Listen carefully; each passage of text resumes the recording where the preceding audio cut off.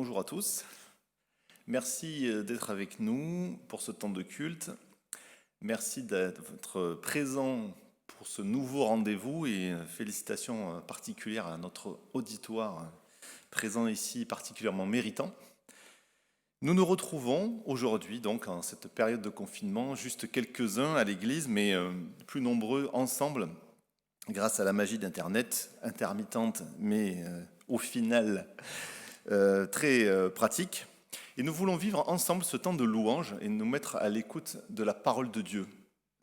Après réflexion et débat, avec le Conseil de l'Église, nous avons estimé plus sage en cette période de Covid de ne pas tenir de culte aujourd'hui. Il nous revient d'être exemplaires dans notre engagement citoyen, de ne pas exposer les autres, même si ça nous coûte, même si c'est frustrant.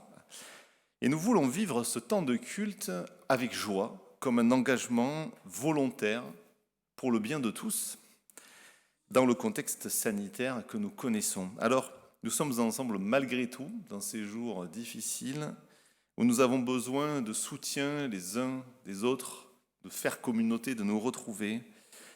Vivons ce temps de culte joyeusement et accueillons cette période comme elle nous est donnée. Je vais laisser la place à Marianne qui va nous conduire dans la louange.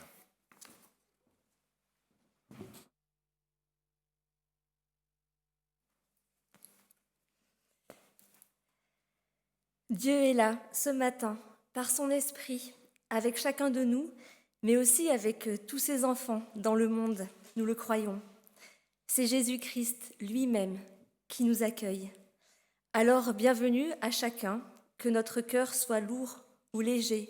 Nous sommes là pour Dieu, pour vivre un temps d'adoration, de communion malgré les conditions, d'enseignement aussi. Je vous invite à vous associer à ma prière pour remettre ce culte à Dieu. Prions. Seigneur, merci parce que tu es là, par ton esprit, pour vivre ce moment avec nous. Nous te demandons de nous aider à tourner les yeux vers toi. Nous te remettons les soucis, les préoccupations qui nous encombrent et qui nous empêchent d'être vraiment présents. Aide-nous. Nous te prions pour les personnes qui ne peuvent pas se connecter. Sois avec chacune d'elles, visite-les, bénis-les. Nous voulons te prier aussi tout particulièrement pour Maëline Mizrahi, qui aurait dû être baptisée ce matin.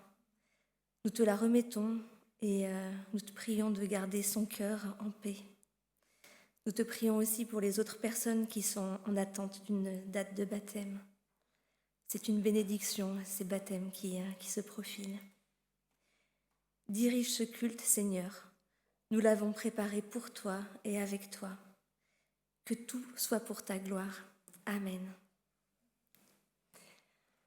Le psaume qui va nous aider à cheminer pour louer Dieu, c'est le numéro 139. Il est souvent cité à l'occasion des naissances. Ce psaume est un chef-d'œuvre de théologie mise en poésie.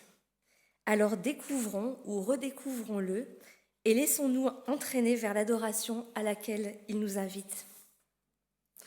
Je commence la lecture. Psaume 139. Seigneur, tu regardes jusqu'au fond de mon cœur et tu me connais. Tu sais quand je m'assois et quand je me lève. Longtemps à l'avance, tu sais ce que je pense. Tu sais quand je marche et quand je me couche et tu connais toutes mes actions. Je n'ai pas encore ouvert la bouche et tu sais déjà tout ce que je vais dire. Tu es derrière moi, tu es aussi devant moi, tu poses ta main sur moi. Tu me connais parfaitement. Pour moi, c'est trop beau, cela dépasse tout ce que je peux comprendre. Cette intimité, cette proximité avec le Dieu qui a créé l'univers et tout ce qui s'y trouve me touche. Mais cela me met aussi en face de mes pensées, de mes paroles, de mes actes, pas toujours très sains. Je vous invite à chanter comme une confession de nos péchés, comme un temps pour nous approcher de Dieu, ce cantique. Devant ta face, je veux m'incliner, que ta lumière sonde mon cœur.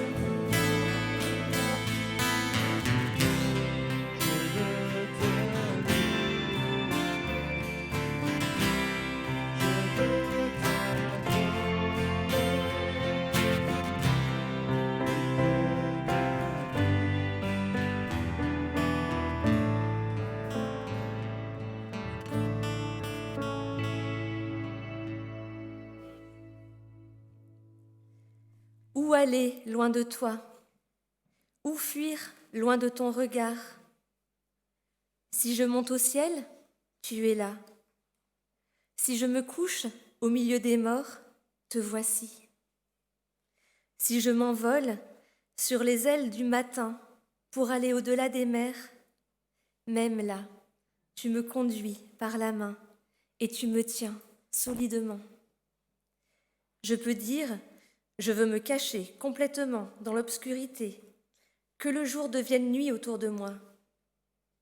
Mais pour toi, même l'obscurité est lumière, et la nuit est claire comme le jour.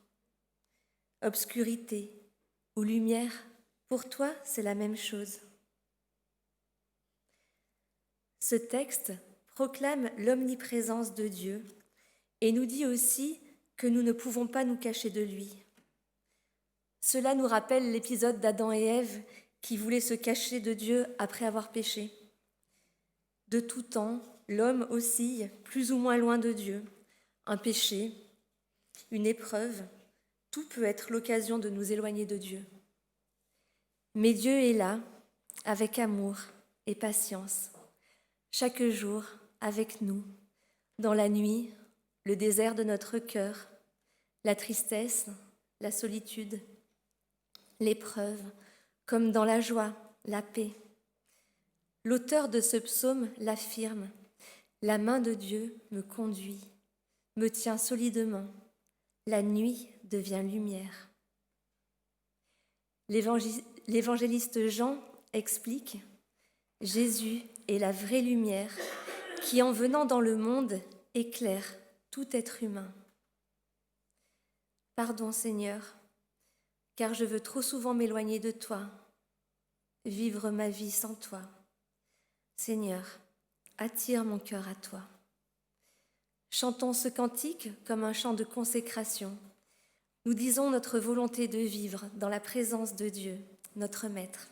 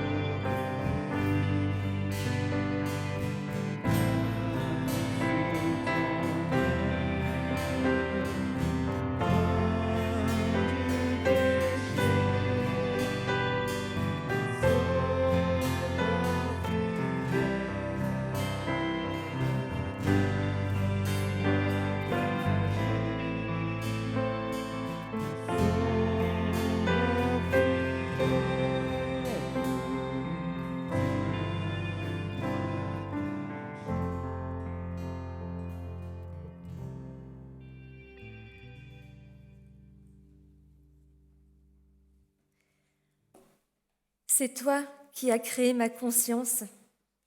C'est toi qui m'as tissé dans le ventre de ma mère. Seigneur, je te dis merci parce que tu m'as créé. Oui, mon corps est étonnant et très beau. Ce que tu fais est magnifique, je le reconnais. Quand tu me formais dans le secret, quand tu me brodais dans la profondeur de la terre, tu voyais tout. Rien n'était caché pour toi. J'étais à peine formée, tu me voyais déjà.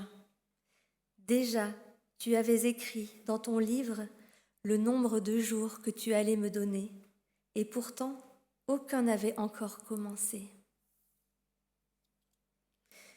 Que notre corps soit étonnant, je pense qu'on est tous d'accord.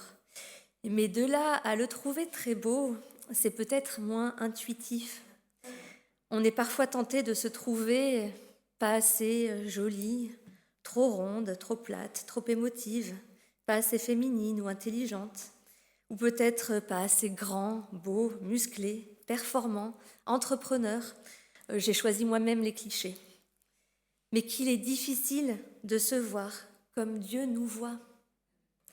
Créature merveilleuse, créée en son image, rachetée de nos péchés, Ce psaume est la plus belle invitation à enlever nos lunettes déformantes pour se regarder soi-même avec les yeux de notre Dieu et Père, aimant, juste, miséricordieux. Prenons un temps de silence pour nous découvrir tel que Dieu nous voit. C'est toi qui as créé ma conscience. C'est toi qui m'as tissé dans le ventre de ma mère. Seigneur, je te dis merci parce que tu m'as créé. Oui, mon corps est étonnant et très beau. Ce que tu fais est magnifique, je le reconnais.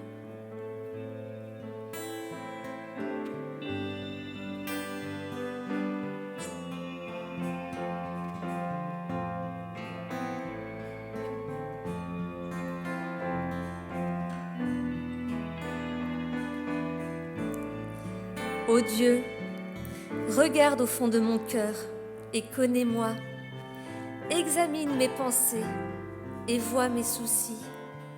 Regarde si je suis sur un chemin dangereux et conduis-moi sur ton chemin, ce chemin qui est sûr pour toujours.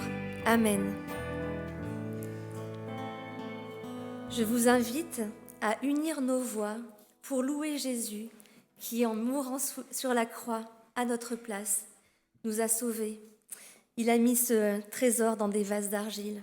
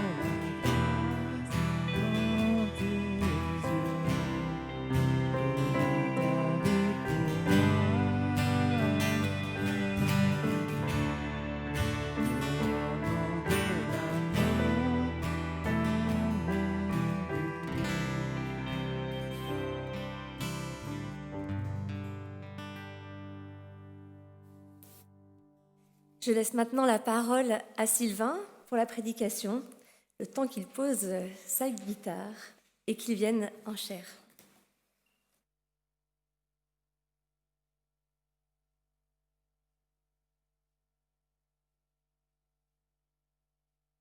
Merci. Dimanche après dimanche, des textes bibliques sont proposés aux églises, à la fois aux églises protestantes et catholiques, les mêmes textes, pour une méditation commune de la parole de Dieu. Et ce dimanche de Toussaint, assombri par le contexte que nous connaissons, c'est un passage particulièrement de circonstance qui nous est proposé.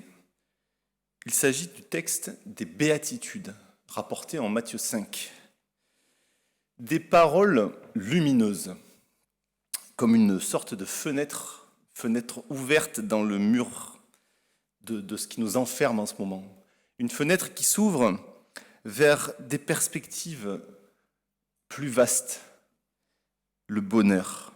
Alors, asseyons-nous au pied de Jésus, avec les disciples, et mettons-nous à son écoute ensemble. Je vous invite, pour commencer, à prier. Père, par ta parole, enseigne-nous, dérange-nous, remets-nous debout, encourage-nous, transforme-nous, apprends-nous à aimer, que ta gloire se manifeste dans nos vies. Au nom de Jésus. Amen.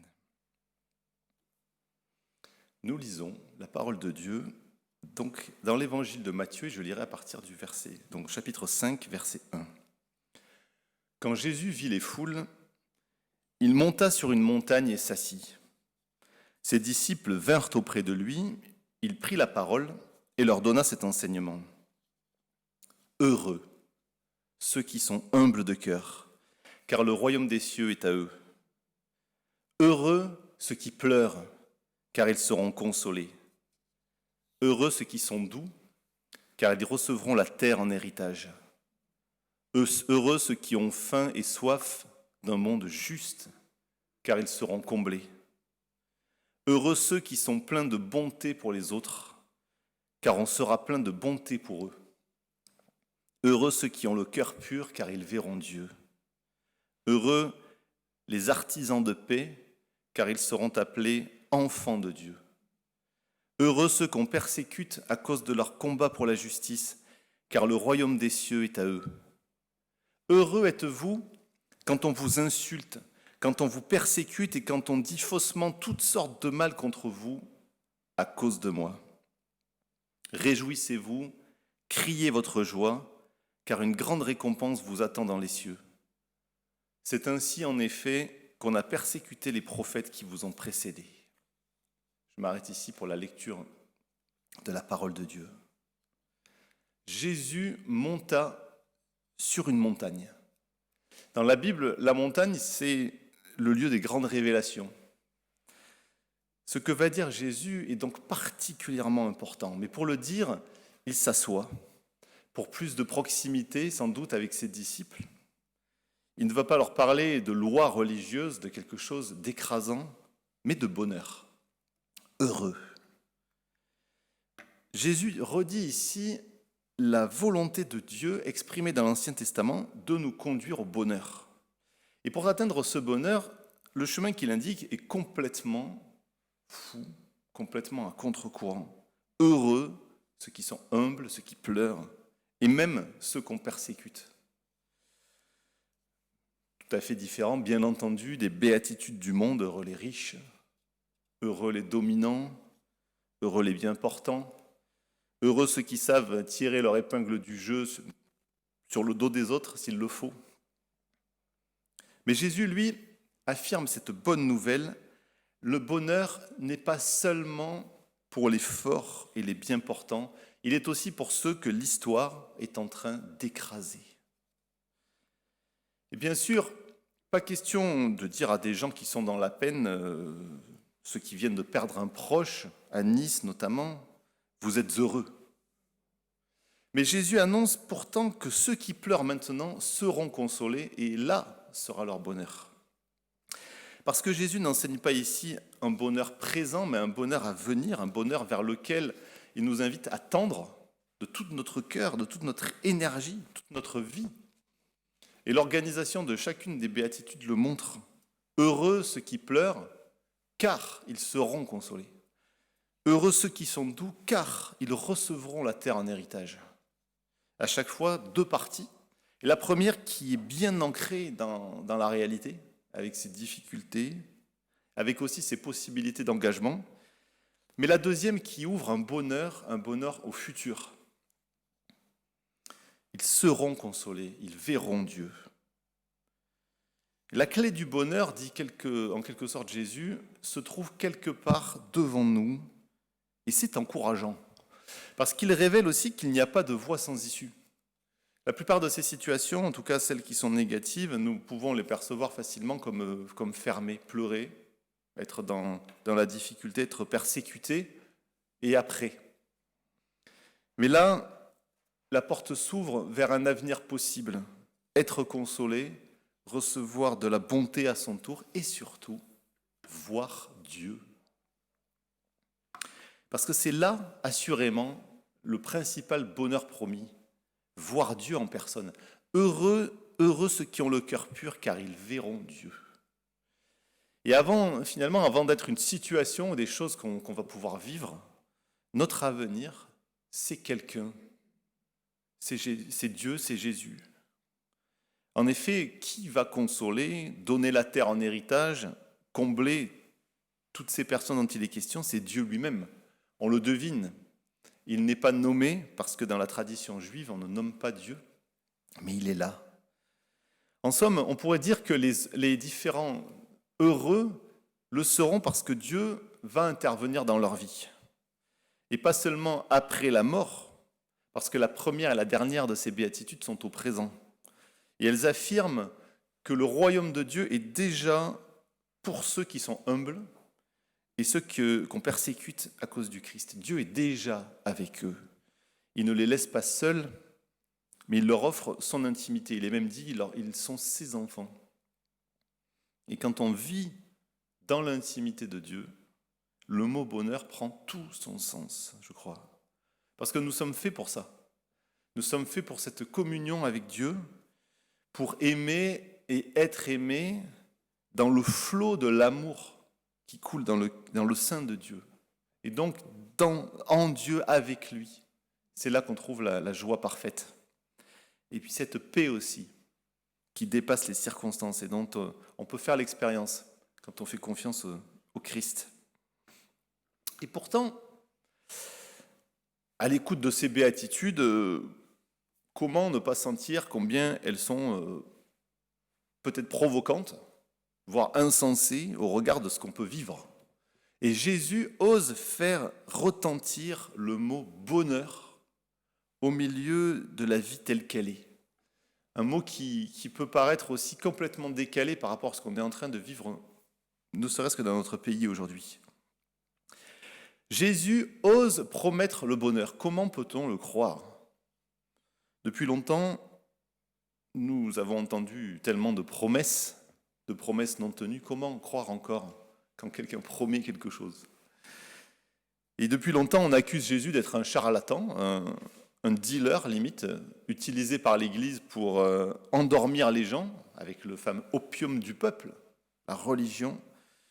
Endormir les gens avec des promesses lointaines, et puis ainsi mieux permettre aux institutions religieuses de les exploiter. La religion opium du peuple, peut-être, et c'est quand on voit comment la religion peut transformer des individus en assassins, mieux vaut se méfier, peut-être. Mais les béatitudes ne nous parlent pas de religion. Loin d'être une drogue pour nous endormir et nous empêcher de vivre, en attendant un hypothétique bonheur plus tard, ces béatitudes, je crois, sont plutôt un élixir de vie, vous savez, un antidote au désespoir du monde. Un antidote dont la valeur a été prouvée par la vie de Jésus lui-même. Et en effet, comme l'écrit Daniel Bourguet, un auteur extrêmement profond qui a médité, qui a écrit un livre de méditation sur ces béatitudes qui m'a amplement inspiré, que je vous conseille. Daniel Bourguet dit que les béatitudes finalement décrivent Jésus. Elles sont, dit-il, le secret de l'existence de Jésus. Et c'est vrai que Jésus lui-même a été pauvre, humble. Et Dieu lui a ouvert son royaume, et par lui, Dieu a ouvert son royaume à l'humanité. Jésus était doux, artisan de paix. Il a pleuré aussi devant le tombeau de son ami Lazare, et le Père l'a consolé, peut-être le premier, en ramenant Lazare à la vie. Et puis surtout, il a été crucifié et rejeté, et Dieu l'a ressuscité. Dieu l'a amené dans la gloire, et il règne aujourd'hui au-dessus de tout ce qui existe. Jésus a vécu toutes ces béatitudes. Et sa vie et son exemple nous montrent que les promesses qu'il fait, les promesses que Dieu fait là, sont justes et solides. Et parce qu'il a déjà parcouru ce chemin, eh bien Jésus peut nous y conduire. Et son esprit nous est promis pour ça, précisément, si nous lui faisons confiance. Et tout en ouvrant un horizon d'espérance, Jésus ne cache pas un seul instant que ce chemin vers le bonheur, avec lui, c'est aussi un chemin de croix. Le disciple n'est pas plus grand que son maître, dit Jésus à plusieurs occasions, et toujours lorsqu'il évoque les difficultés qui sont liées au fait de le suivre, de croire en lui. Dans l'évangile de Jean 16, verset 2, il est écrit « On vous exclura des synagogues, et même l'heure vient où ceux qui vous tueront s'imagineront rendre un culte à Dieu de cette façon. » Comment ne pas être frappé par la pertinence de ces paroles avec ce que nous vivons encore aujourd'hui, hélas.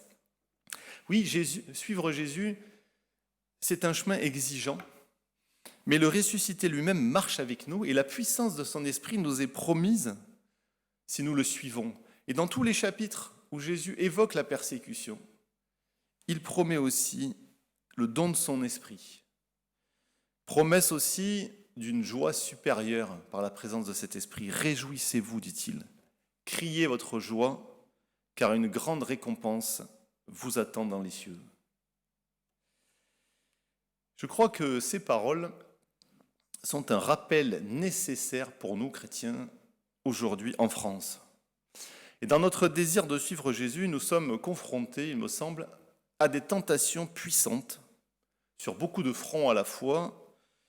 Et j'ai presque envie de dire, il y a des tentations pour chaque béatitude, et même plus. Heureux ceux qui sont humbles de cœur. Est-ce que nous ne sommes pas plutôt enclins à chercher le contrôle, l'exigence, qui confine parfois à l'orgueil, faire comme si nous n'avions pas besoin de Dieu, ou que par notre propre sagesse, nous pourrions faire grandir son Église. Heureux ceux qui pleurent. Qui ne préfère pas éviter la souffrance, quitte à fuir dans le travail, dans les paradis artificiels offerts par nos écrans, bien sûr, dans toutes sortes de choses qui nous permettent aussi de cacher nos vulnérabilités, de cacher notre besoin profond d'être consolés par Dieu. Heureux ceux qui sont doux, ceux qui ont faim et soif d'un monde juste, les artisans de paix, ceux qui sont pleins de bonté pour les autres. Avoir faim et soif d'un monde juste, oui, mais quand on voit les perspectives, ne serait-ce que pour le climat par exemple, depuis que je suis jeune adulte, j'entends les scientifiques égrener le compte à rebours de la destruction de la planète.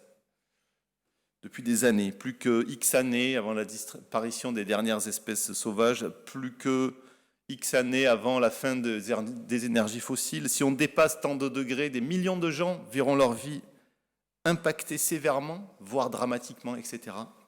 Et pourtant, les comportements qui nous conduisent dans le mur semblent ne pas changer vraiment. Alors, oui, avoir soif d'un monde juste, oui, mais est-ce qu'il n'y a pas de quoi être en colère aussi, plutôt ? Ou est-ce qu'on n'est pas tenté aussi de baisser les bras ? Face à la violence, face à la dureté des cœurs, est-ce qu'on n'est pas tenté, nous chrétiens aussi, de désespérer totalement. Et puis, affirmer « heureux êtes-vous quand on vous insulte, quand on vous persécute », Je ne sais pas si aujourd'hui, dans la célébration qui aura lieu à 18h dans la basilique de Nice, ces paroles seront lues, c'est le texte du jour. Je ne sais pas comment elles résonneront. Mais que dire face à la haine religieuse qui frappe jusque dans nos églises? Et il est tout à fait possible et compréhensible que nous soyons saisis par l'envie de nous confiner, non seulement physiquement, mais aussi intérieurement. L'envie de nous protéger des autres. Ces autres qui sont devenus en quelques mois des porteurs potentiels de maladies pour nous, dont certains peuvent sortir un couteau tout d'un coup. Heureux ceux qu'on persécute. Qui n'a pas peur de ça? Et la tentation, peut-être pour nous, serait aussi de vouloir masquer notre engagement pour le Christ, pour éviter les problèmes, et ainsi de nous laisser assimiler par le monde, au point de finir par lui obéir davantage qu'à Dieu.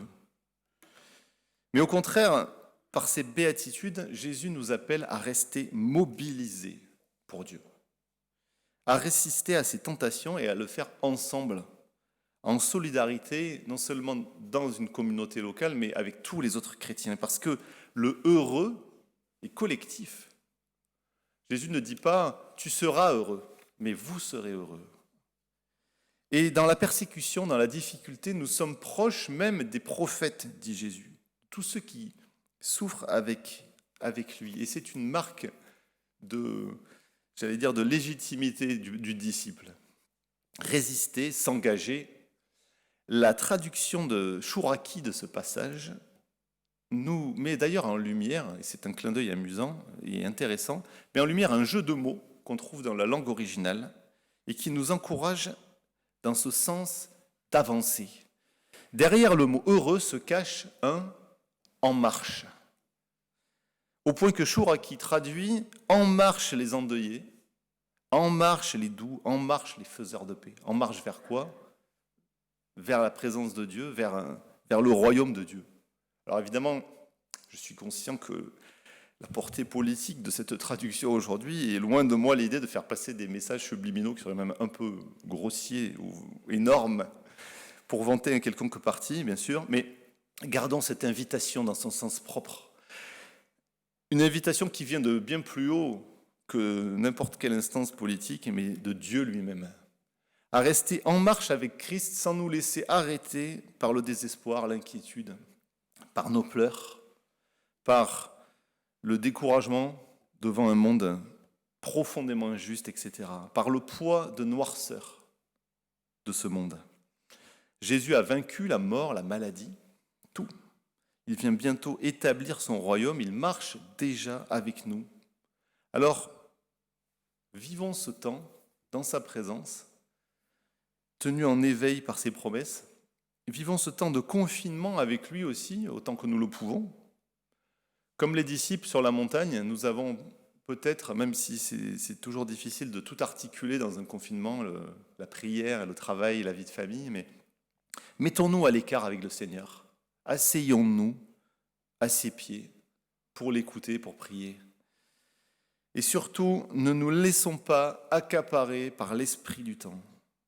Ne nous laissons pas contaminer par le pessimisme ambiant, mais au contraire que l'antidote de la parole de Dieu nous réveille, nous ressuscite et nous remplisse de cette vie et de cette joie nouvelle. Ces circonstances, et je finis avec ça, ces circonstances nous montrent que le monde, plus que jamais, a besoin de la lumière de Christ. Alors, faisons-la briller humblement, doucement, comme des artisans de paix. Dieu nous conduira, à lui seul soit la gloire. Amen. Je vous invite à prendre un temps de réflexion avec 2 questions. Quels sentiments agitent notre cœur? S'ils sont négatifs, eh bien, confions-les au Seigneur et demandons-lui son aide. Et s'ils sont positifs, louons le Seigneur pour ça, qu'il fasse de nous ses témoins en ce temps de confinement. Prenons quelques instants de recueillement.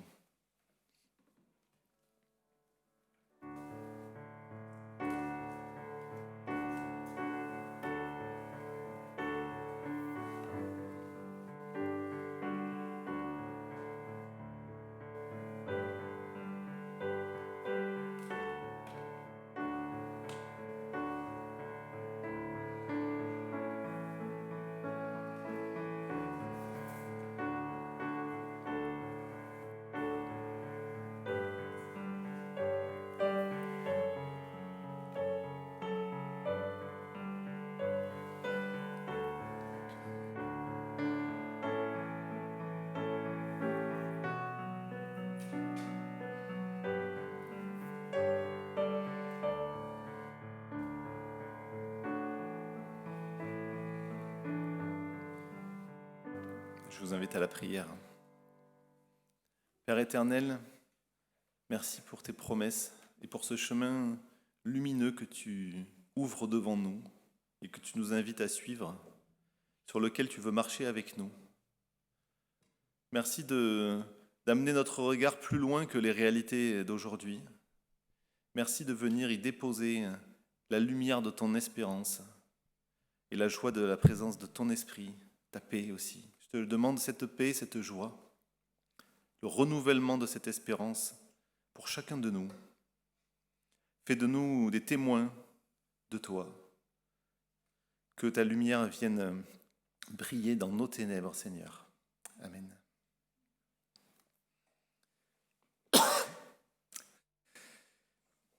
Nous poursuivons notre culte.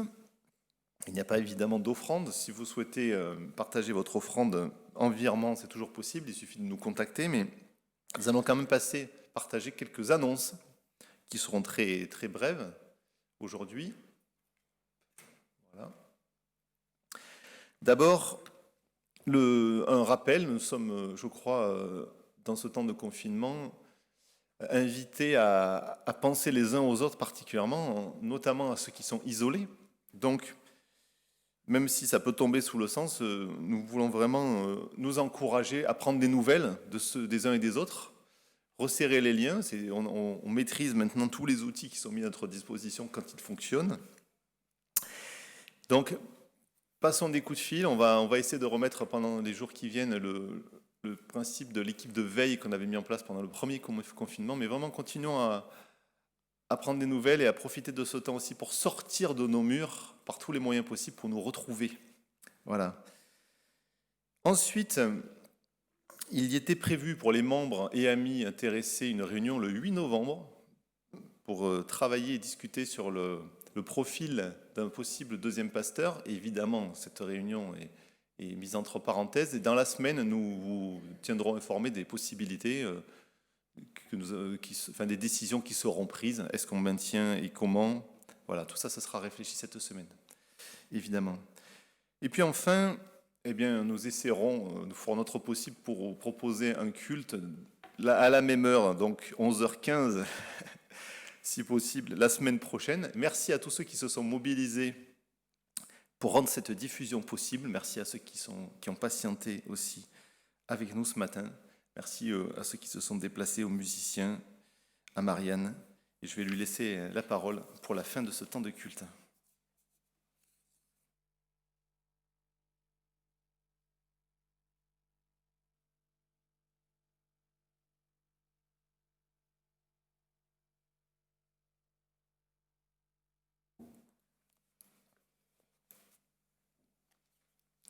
Je vous invite à prier pour le monde. Seigneur, nous te prions pour ce monde qui va mal. Famine, guerre, pandémie, attentats.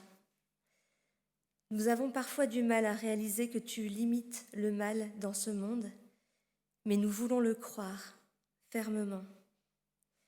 Nous te prions de nous aider à être des lumières pour nos contemporains, parfois désespérés dans ces temps difficiles.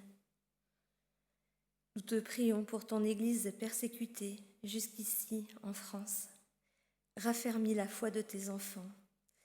Nous te remettons en particulier les familles des victimes des attentats de Nice, nos frères catholiques et orthodoxes. Donne-leur ta paix, ton réconfort. Entoure-les de ton amour. Nous te prions aussi pour les islamistes radicalisés. Ouvre leurs yeux. Montre-leur qui tu es vraiment, un Dieu d'amour et de paix. Nous voulons te prier pour les autorités de notre pays. Inspire-leur des décisions justes et sages. Nous te remettons tous ceux qui souffrent de ce reconfinement. Nous te remettons les malades et leurs familles, et tous les personnels soignants et paramédicaux et leurs familles. Garde chacun. Guéris, redonne des forces, encourage. Nous avons foi en toi. Nos jours sont dans ta main. Que l'espérance que nous avons en toi soit visible et donne envie à nos proches de te connaître. Notre Père, qui es aux cieux, que ton nom soit sanctifié, que ton règne vienne, que ta volonté soit faite sur la terre comme au ciel. Donne-nous aujourd'hui notre pain de ce jour. Pardonne-nous nos offenses, comme nous pardonnons aussi à ceux qui nous ont offensés. Et ne nous laisse pas entrer en tentation, mais délivre-nous du mal. Car c'est à toi qu'appartiennent le règne, la puissance et la gloire, pour les siècles des siècles. Amen. Recevons la bénédiction de la part de notre Dieu. Que l'Éternel te bénisse et qu'il te garde. Que l'Éternel fasse luire sa face sur toi et qu'il t'accorde sa grâce. Que l'Éternel tourne sa face vers toi et qu'il te donne la paix. Réjouissez-vous, criez votre joie, car une grande récompense vous attend dans les cieux. Amen. Cette semaine, sachons garder les yeux fixés vers Jésus-Christ, notre Sauveur et Seigneur. Saisissons toutes les opportunités de témoigner de l'espérance qui nous habite et de la puissance de notre Dieu. Et chantons « Sauve avec puissance ».